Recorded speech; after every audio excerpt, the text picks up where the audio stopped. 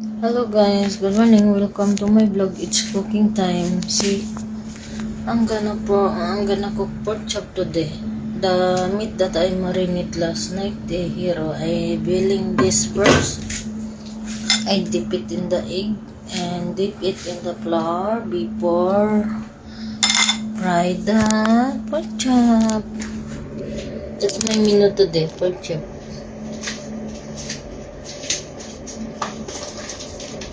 They like the pork chop with the breading.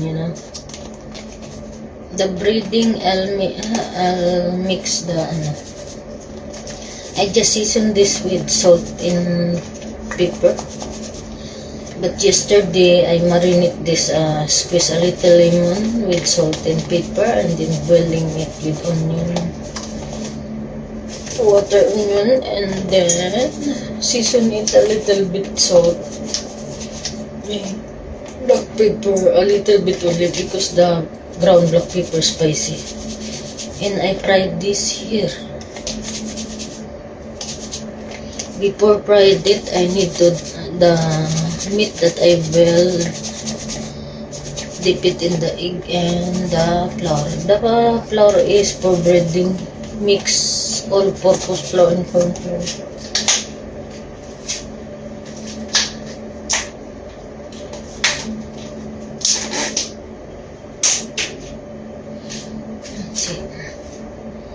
Anyway, I need to make the wheel hot so that the will not stick in the pan.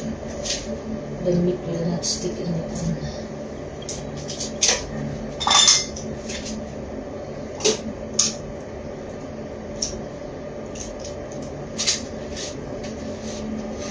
This is the only menu I cook today.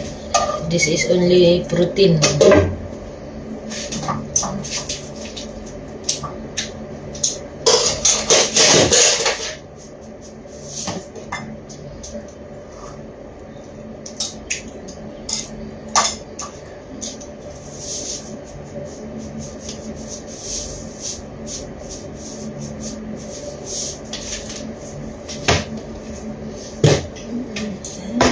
Anyway guys, if you like my video, don't forget to click like, heart, leave a comment, suggestion, and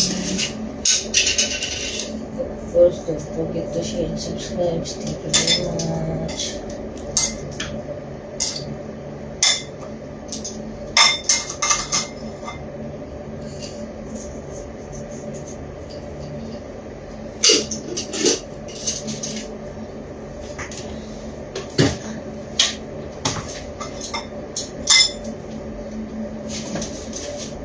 See, this is the because they like breading with the pork chop. They want breading in the pork chop. That's why I dip it in the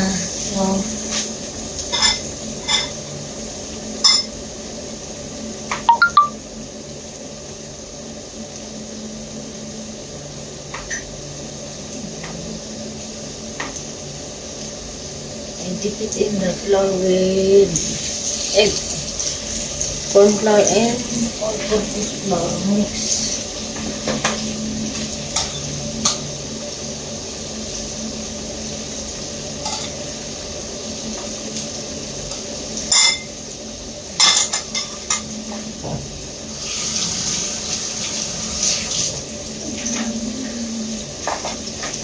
Anyway guys, if you like my video, don't forget to click like, heart, leave, comment, suggestion, and of course don't forget to share, subscribe. Thank you very much. This meat I marinate this yesterday, last night. I squeeze a little lemon, season it with salt and ground black pepper. And then now, before I boiling it with water and onion, and before I fried it, I dip it in the egg. I add a little salt and little black pepper, and dip it in the egg and